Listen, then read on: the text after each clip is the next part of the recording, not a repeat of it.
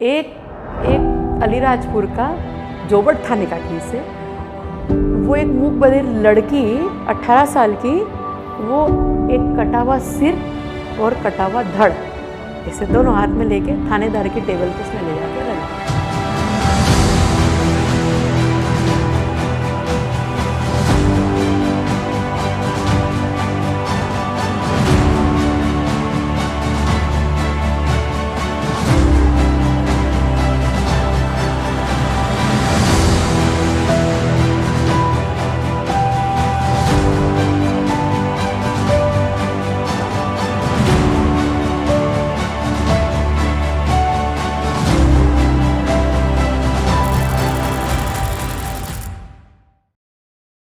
इस संस्था का नाम है आनंद सर्विस सोसाइटी, जो कि मूक बधिर दिव्यांग बच्चों के लिए काम करती है। इसकी प्रेरणा मुझे मेरे भाई से मिली, जिनका नाम आनंद था और वो मूक बधिर थे, बोल और सुन नहीं पाते थे। 1997 में उनकी ट्रेन दुर्घटना में मृत्यु हुई और वो मेरी लाइफ का एक टर्निंग पॉइंट था। उनकी डेथ ने मुझे काफ़ी हिला दिया। मैं सीए की पढ़ाई कर रहा था, बट वो पढ़ाई फिर मैंने छोड़ के, और मुझे ऐसा लगा कि मेरा भाई मुझे टच कर रहा है, क्योंकि मेरे जो भाई थे मूक बधिर थे, इशारों की भाषा में बात करते थे और छू छू कर बात करते थे। जैसे ही उनकी डेथ हुई, ऐसा लगा कि जैसे मुझे बार बार टच कर रहे हैं कि मैं मरा नहीं हूँ, मैं ज़िंदा हूँ। और उनके जो मूक बधिर दोस्त थे वो लोग आकर मिले, तो मुझे ऐसा लगा कि वो ज़िंदा हैं उनके बीच में। बट वो सारी चीज़ें मुझे प्रेरित कर रही थी, चाहे वो राष्ट्रगान साइन लैंग्वेज में बनाने की बात हो, चाहे मूक बधिरों के लिए पुलिस थाना स्टार्ट करने की बात हो। वो जो प्रश्न पूछते थे, वो जो मुझे बात करते थे, हमारी बचपन से लेकर जब तक हम बड़े हुए तब तक जो हमारे बीच में जो इंटीमेसी थी, बातचीत थी, वो मुझे बार बार प्रेरणा दे रही थी। और उसी कारण से उनकी याद में मैंने आनंद सर्विस सोसाइटी संस्था प्रारंभ की।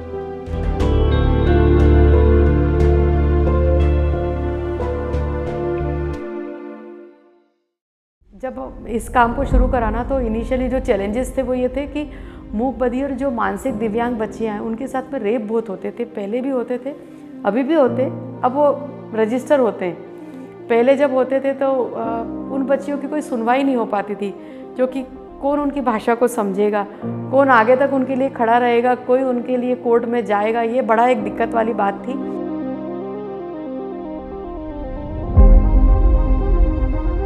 3 से 4 हज़ार केसेस हमने रेप के अटेंड करे हैं अभी तक। उसमें बुआ का लड़का, चाचा का लड़का, मामा का लड़का, चाचा, ताऊ, सौतेला बाप, ये सब लोगों ने लड़की को परेशान करा है, उसके साथ में यौन शोषण करा है। और वो लोग इसलिए करते हैं कि उनका सीधा सीधा ये सोचना रहता है कि ये लड़की किसी को बता नहीं पाएगी, है ना।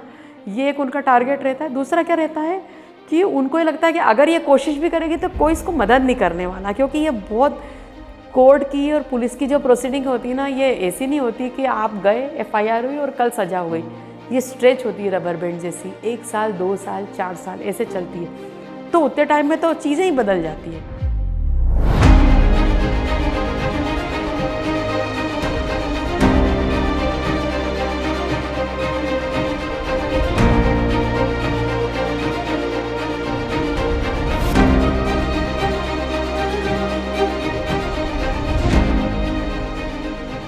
अपनी शिक्षा प्रणाली वास्तव में मूक बधिर हों या दिव्यांगजन हों, पहले तो ये समझा जाता था इनके स्कूल अलग होते हैं। बाद में संयुक्त राष्ट्र संघ की UNCRPD कन्वेंशन 2006 में आई। उसमें कहा गया कि दिव्यांगजन को भी सामान्य बच्चों के साथ पढ़ाया जाए, और उसे समावेशी शिक्षा कहा जाता है, इंक्लूसिव एजुकेशन।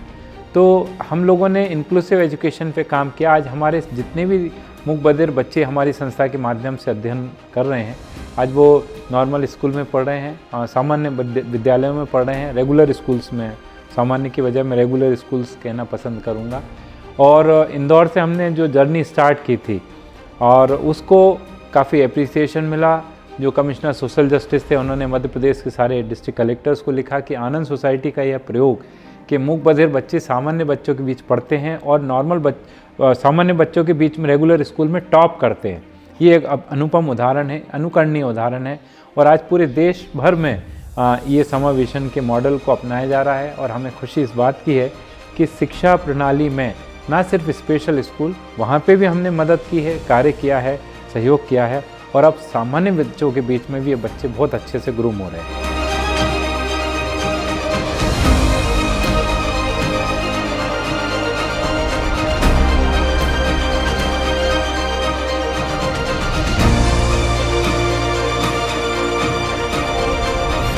तो हमारी जो स्टूडेंट है Gurdeep Kaur Vasu, she is deaf blind और वो मध्य प्रदेश की पहली ऐसी बच्ची है जिसने 10th पास कर लिया और वो अब 12th क्लास में अपेयर हो रही है। और यू विल वंडर कि जो पेपर आता है ना, क्वेश्चन पेपर, वो वही पेपर आता है जो नॉर्मल बच्चों को आ रहा है। और उसने इस साल जो सब्जेक्ट लिए वो पॉलिटिकल साइंस है, ज्योग्राफी है। तो ये सारे पेपर वही आएंगे जो सामान्य बच्चों को आ रहे हैं, मतलब जो देख सकते, बोल सकते, सुन सकते, वो भी उसी पेपर को अटेम्प्ट करेंगे जिसको गुरदीप को करना है। और आप सोचिए कि उसको पूरी चीज़ें हमको टेक्टाइल साइनिंग से कॉम्प्रीहेंड कराना है, मतलब हर चीज़ को टच करके समझाना है कि ये चीज़ हम पढ़ रहे हैं। तो हमको बहुत कठिनाई होती है, हम 1.5 2 साल तक एक ही साल की क्लास को पढ़ाने में लगे रहते हैं।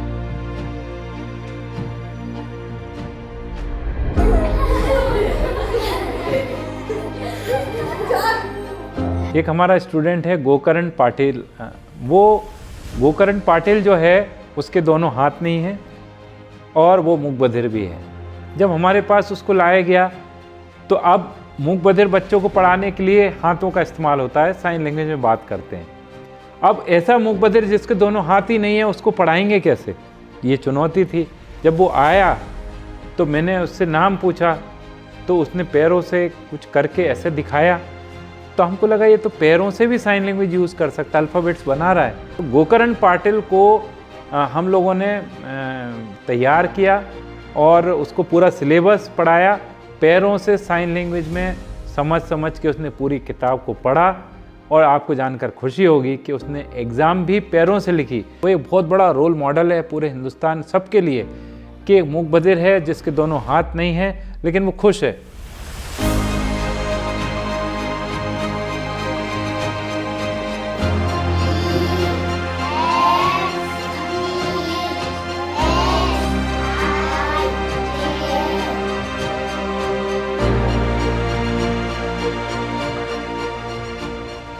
देखिए, अलीराजपुर की एक घटना है। वो एक मूक बधिर महिला एक अपने इशारों की भाषा में, क्योंकि चूँकि वो पढ़ी लिखी नहीं थी और वो अपने बच्चे का जो धड़ था, आधा सिर आधा बॉडी, वो लेके यहाँ के थाने में पहुँची थी। मुझे फिर और मेरी वाइफ मोनिका जी को बुलाया गया था।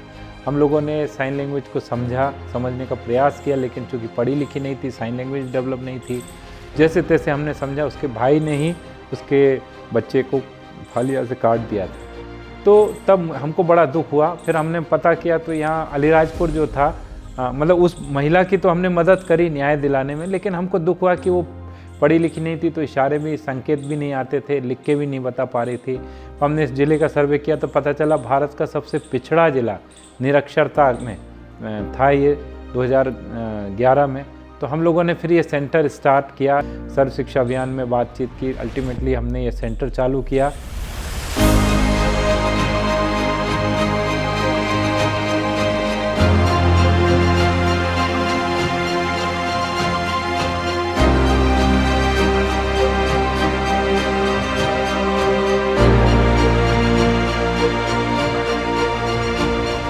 देखिए, अलीराजपुर वेस्टर्न एमपी में पड़ने वाला एक नया ज़िला है और पूरी तरह से आदिवासी समुदाय के लोग यहाँ रहते हैं। लगभग 95, 96, 97% आदिवासी बंधु भगिनी यहाँ रहते हैं। यहाँ पर शिक्षा का स्तर जो है, जो 2011 में देश में सबसे कम था। तो हम ये समझ सकते हैं कि जहाँ पर शिक्षा की गतिविधियाँ अच्छी हैं, शिक्षा का स्तर अच्छा है, उन जगहों पर भी मूक बधिर लोगों को समस्याएँ आती हैं। तो ये पिछड़े हुए क्षेत्र में जहाँ पर शिक्षा का स्तर भी कम है, मूक बधिर लोगों को समस्याएं आना एकदम लाजमी है, समस्याएं इनको आती हैं। बहुत सारी जगह पर लोग इनकी नीड्स को समझ नहीं पाते हैं, घर में माँ बाप भी उनकी नीड्स नहीं समझ पाते हैं। कई बार पहले तो ऐसा होता था कि देवी का प्रकोप या भगवान का प्रकोप मान के छोड़ दिया जाता होगा, परंतु पिछले कुछ समय से मैं देख रहा हूँ जैसे जैसे शिक्षा का स्तर बढ़ा है तो इनको परेशानियाँ आना कम हुई हैं। अब स्पेशल नीड्स के स्कूल खुले हैं, हम उन्हें सम्मान देने लगे हैं। विकलांग से बदलकर उनका नाम हम लोग ने दिव्यांग रखा है प्रधानमंत्री जी के निर्देश के अनुसार।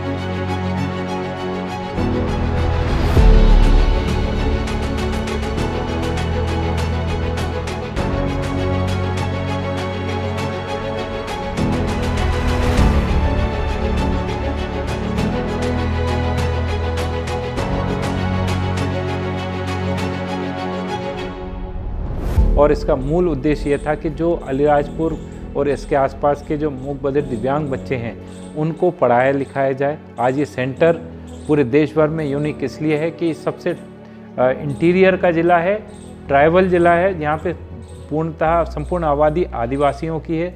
उन आदिवासी लोगों के मूक बधिर बच्चों पे कोई फोकस नहीं था। हमने ये सेंटर स्थापित करके उनका फोकस बढ़ाया।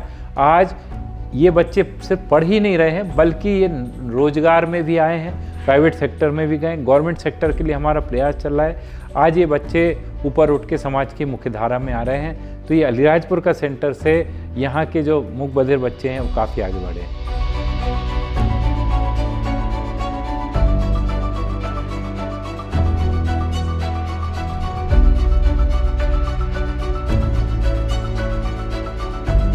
जैसा मैंने आपको बताया कि आर्थिक सुधार तो रोजगार से आ सकता है, सामाजिक सुधार जो है लोगों की भावनाओं में, लोगों की समझ को सुधारने में आ सकता है।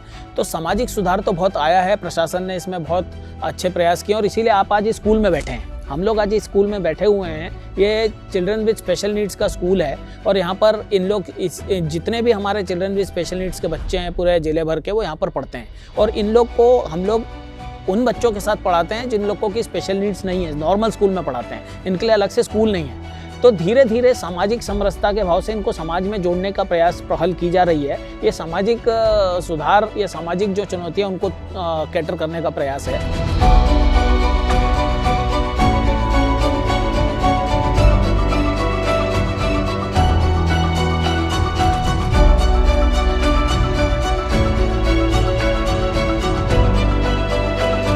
ये देश का पहला ऐसा मूक बधिर फ्रेंडली थाना है जहाँ पे मूक बधिर की शिकायत सुनी जाती है और इसका शुभारंभ 7 सितंबर 2000 को बतौर मूक बधिर फ्रेंडली थाना के रूप में हुआ था।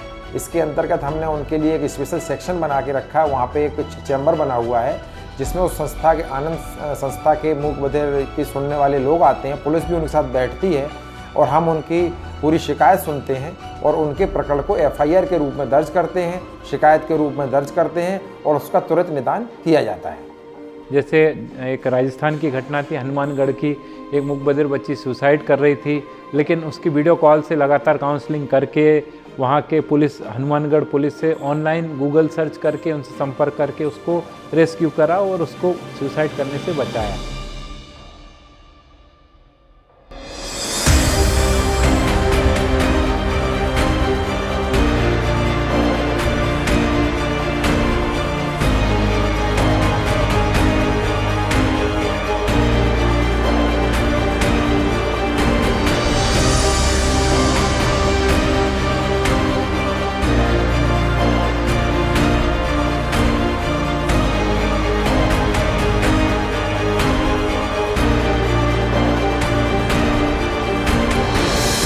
ये काम करते ना तो हमारे ऊपर कई बार जानलेवा हमले भी हुए हैं। मतलब हमारी कार को डैश मारा, हमारे ऊपर कोई पीछे से मारने आया और हम लोग बच के निकले। इस इतने मिनट से हम लोग बचे अपनी लाइफ में। लेकिन इनिशियली हमको बहुत डर लगता था। मतलब जब हम भी छोटे थे ना, हमारी एज कम थी, तो हमको लगता था कि अरे यार ऐसे कोई अपने को मार देगा तो अपन कैसे काम कर पाएंगे। लेकिन अब जब बड़े हो गए ना तो वो डर भी ख़त्म हुआ और हमने ये फील करा है कि अच्छे काम के लिए किसी को बोलने की ज़रूरत नहीं होती, ऑटोमेटिक आपको कोई ना कोई सेव करता है आके। और ये काम को करते करते हमको ऐसा लगा कि अब हमको एक ऐसी चीज़ डेवलप करना है जहाँ पे लड़कियाँ सुरक्षित रह सके आगे।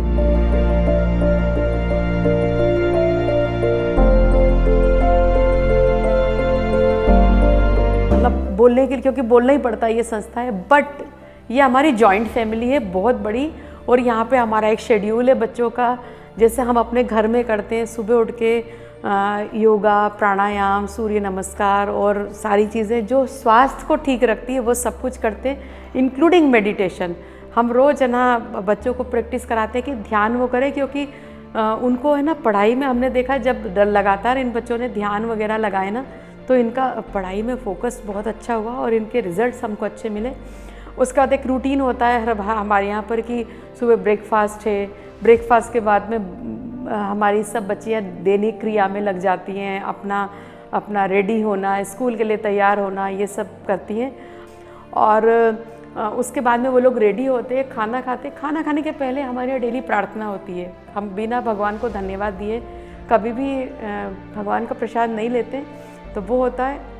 संडेज़ को हमें ना बच्चों को छुट्टी होती है ना, तो स्किल डेवलपमेंट के लिए उनको किचन के काम सिखाना, उनको आर्ट एंड क्राफ्ट के काम सिखाना, उनको सोलर ड्रायर में सब्जियां सुखाना, क्योंकि ये छोटे छोटे स्किल, हम बड़ी बड़ी बातें नहीं करते, हम छोटे छोटे स्किल से उनको यहाँ से ऐसे भेजना चाहते हैं कि वो लाइफ में एक अर्निंग मेंबर बन जाए। हमारे सेंटर पे इतनी सारी बच्चियाँ आती हैं तो हम उनको बिल्कुल फ्री ऑफ कॉस्ट रखते हैं, कोई फीस उनसे चार्ज नहीं करते हैं, और उनको फैसिलिटी भी क्लास 1 देते हैं, मतलब हमको कहीं भी उनको कॉम्प्रोमाइज़ करने का मौका नहीं देते। तो ऐसे में हमको, और हमारे यहाँ ज़्यादातर बच्चे, मतलब 100% बच्चे निर्धन वर्ग से आते हैं, या उनके किसी के मतलब कि उनके पेरेंट्स उनको है ना वो मजदूरी करते हैं, तो उनको हमारे यहाँ संस्था में छोड़ के गए, तो कई बार साल भर क्या 2 साल भी वो मिलने नहीं आ पाते, क्योंकि वो बेचारे लेबर करने चले जाते, अदर स्टेट में चले जाते। तो ऐसे में हमको यहाँ पे बहुत चीज़ों की ज़रूरत रहती है। एक तो सबसे पहला ये कि आपको ग्रॉसरी, मतलब खाना बनना है, अगर आपका 4 बार रोज़ है ना खाना बनना है, तो आपको किचन हमेशा फुल रखना रहता है। तो हमको रेगुलर रिक्वायरमेंट रहती है ग्रॉसरी का, दाल, चावल, शक्कर, तेल, मसाले। तो ये अगर हमको कोई सपोर्ट करता ना, तो हमारे लिए आसान हो जाता है कि हम इन बच्चों को फोकस होकर पढ़ा सकते हैं। दूसरा है स्टेशनरी, बच्चों को पढ़ाते हैं तो बहुत सारा स्टेशनरी हमको लगता है लगातार, तो ये हमको कैश डोनेशन की भी रिक्वायरमेंट रहती है, क्योंकि आपको हर जगह खाना खिला दिया, पढ़ा दिया, लेकिन अगर कोई बच्चा बीमार है, उसका एक्सरे कराना है, उसको पैथोलॉजी में ले जाके टेस्ट कराने हैं उसके, तो ये हर जगह आपको वो नहीं होता, तो हमको पैसा भी लगता है। तो हमको ऐसा लगता है कि हमको कोई किसी भी तरह से अगर मदद करता है ना, अगर पैसे भी देता है, अगर सामान भी देता है, तो भी सब तरह से हमको मदद होती है।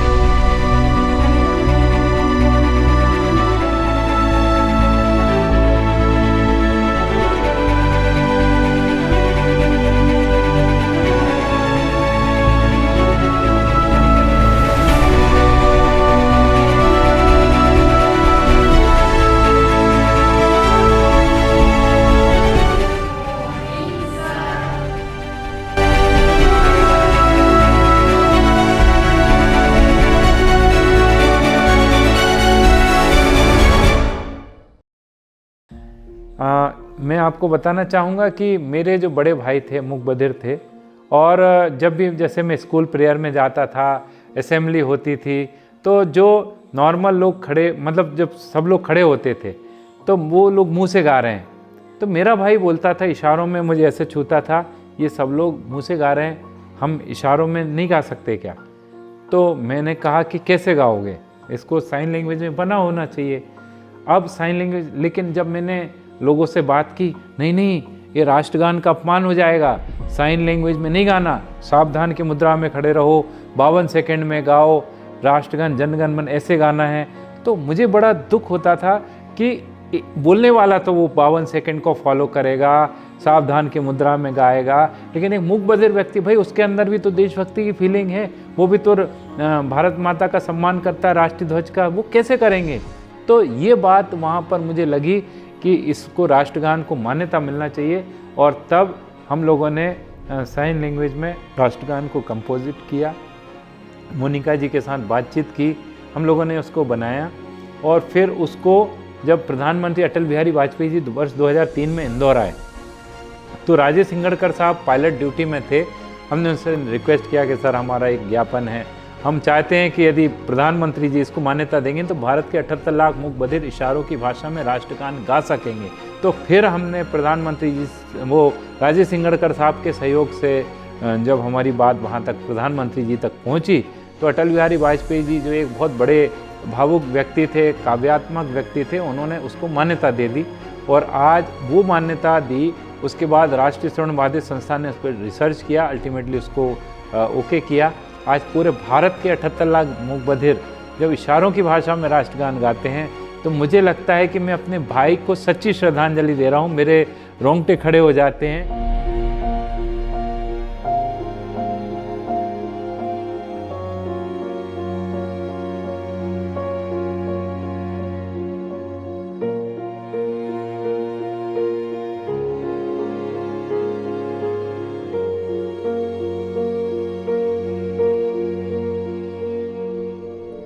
कौन बनेगा करोड़पति एक कार्यक्रम ऐसा है जिसमें जो कर्मवीर लोगों को जब सेगमेंट बनाया गया, सम्मानित किया गया, हम लोगों को बुलाया गया, हमें बड़ी खुशी हुई।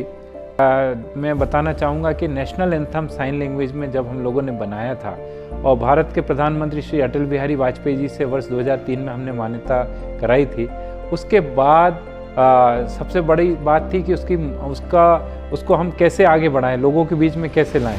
तो अमिताभ बच्चन जी ने भी साइन लैंग्वेज में राष्ट्रगान को सीखा और उसको उन्होंने वीडियोस बनाए। और उसके बाद एक और टीवी शो था आज की रातें ज़िंदगी, वर्ष 2015 में, उसमें भी अमिताभ जी ने हमको एक रियल हीरो के रूप में सम्मानित किया था। उसमें भी ये नेशनल एंथम साइन लैंग्वेज में गाया गया था। ज्ञानेंद्र पुरोहित जो हैं वो इस काम में बहुत समय से, लगभग पिछले 25 सालों से लगे हुए होंगे और बहुत अच्छा इनका काम है। मैंने इनका काम पहले भी देखा और मैं एक चीज़ बहुत गर्व के साथ कहना भी चाहता हूँ कि मैं जिस कॉलेज में पढ़ाता रहा हूँ उस कॉलेज के स्टूडेंट रहे हैं ज्ञानेंद्र, बहुत ही अच्छे होनहार स्टूडेंट है। और मैं हमेशा इनको बताता हूँ कि आज भी अभी मैंने इनसे यही कहा कि जीवन में सफल मत होना पर जीवन को सार्थक करना, ये एक बहुत महत्वपूर्ण ध्येय वाक्य मुझे लगता है कि हमारा जीवन सार्थक होना चाहिए, हम किसी काम आ सकें, ये हमारे लिए बहुत इम्पोर्टेंट है। सपना यही है कि बहुत सारे बच्चों को अकेडमिक, अभी हमारे पास में 100 से ज़्यादा बच्चे हैं यहाँ पे, 110 या 150 हमारे यहाँ इनरोल्ड है और वो रहते भी हैं। बट ड्रीम यही है कि जितने ज़्यादा मैक्सिमम लोगों की लाइफ को हम टच कर पाएंगे उतना अच्छा होगा, क्योंकि जीवन बहुत थोड़ा सा होता है और अब तो सर्टेनिटी भी नहीं है कि अभी बैठ के बात कर रहे हैं और अभी हमको कुछ हो जाएगा। तो जितने ज़्यादा लोगों की लाइफ को हम टच कर पाएंगे उतना हम सेटिस्फाई रहेंगे, क्योंकि मेरे ख्याल से जाने के बाद में सिर्फ आपको आपके अच्छे कामों के लिए लोग याद करते हैं। आपके पास कौन सी गाड़ी थी, कैसे कपड़े थे, कोई आपको याद नहीं करता इस बात को लेकर। और जो हमारा सपना है भारत माता की जय सिर्फ नारा लगाने से नहीं होती, बल्कि जब भारत की ऐसी आबादी जो बोल और सुन नहीं सकती समाज की मुख्य धारा में आ जाएगी, जब सामान्य बच्चों के साथ पढ़ेगी, जब शासकीय नौकरी में होंगे, समाज की हर स्ट्रीम में होंगे, वही भारत माता की जय का जो नारा है उसी कर्म रूपी ढंग से चरितार्थ होता है। मैं यही कहूँगा कि सब में सिर्फ एक इच्छा शक्ति और एक समझ होनी चाहिए मूक बधिर लोगों के काम के प्रति। वो जाके पहले इन जगहों पर जाएं, उनको काम को देखें, उनकी मुश्किलों को सीखें। सभी समाज के प्रबुद्ध लोग, सिस्टम में बैठे हुए सभी लोगों से मेरा अनुरोध है, ये दिव्यांग हैं, इसका अर्थ यह नहीं है कि इनको हर चीज़ में बराबरी का अधिकार नहीं। आपको हर चीज़ में बराबरी का अधिकार देना है, नंबर 1। नंबर 2, दिव्यांग लोगों को सिर्फ चैरिटी का मॉडल नहीं बनाना है, एक सिंपैथी का वो नहीं बनाना कि हमको दया दिखाएं, हम उनको बराबरी का पूरा मौका दें। और रीज़नेबल एकोमोडेशन जैसे जो शब्द है इन लोगों के लिए बनाया गया है वो हम उनको प्रोवाइड करें। तो हर तरह से, चाहे वो सरकारी सेक्टर में हो, प्राइवेट सेक्टर में हो, परिवार में हो, समाज में, उनको हम बराबरी का फीलिंग दें, उनको ऐसा ना लगे कि वो नेग्लेक्टेड फील कर रहे हैं। मेरा संदेश जो इस प्रोग्राम को देख रहे हैं या सुन रहे हैं उनके लिए यही है कि इस तरह का कोई भी मूक बधिर कवि आपको मिलता है और कहीं पे आपको दिखाई देता है या कुछ उसके साथ गलत हुआ आपको कभी सूचना में आ जाता है, तो तत्काल उसको हमारे हेल्पलाइन नंबर से, हमारे थाने के नंबर से या जहाँ भी आपको नियरेस्ट थाना हो वहाँ से संपर्क करके हमसे संपर्क करवाएं, हम उसकी तुरंत मदद करेंगे। मेरा संदेश सिर्फ एक ही रहेगा कि जाके पैर ना फटी बेवाई, वो का जाने पीर पर आई। तो सबसे मेन चीज़ है कि हमें पहले उनके जूते में पैर डाल के देखना पड़ेगा। हम उनके साथ एम्पैथेटिक होना तो बहुत बड़ी बात है, सिंपैथेटिक ही हो जाए बहुत बड़ी बात है कि हम कम से कम जाके उनकी नीड्स को समझें, उनके साथ बैठें, एक दिन अपना कम से कम महीने में उनके साथ गुजारें, पता तो चले कि उनकी क्या दिक्कतें आती हैं और हम उनको किस तरह से सॉल्व कर सकते हैं, चीज़ें अपने आप सुधरने लगती हैं।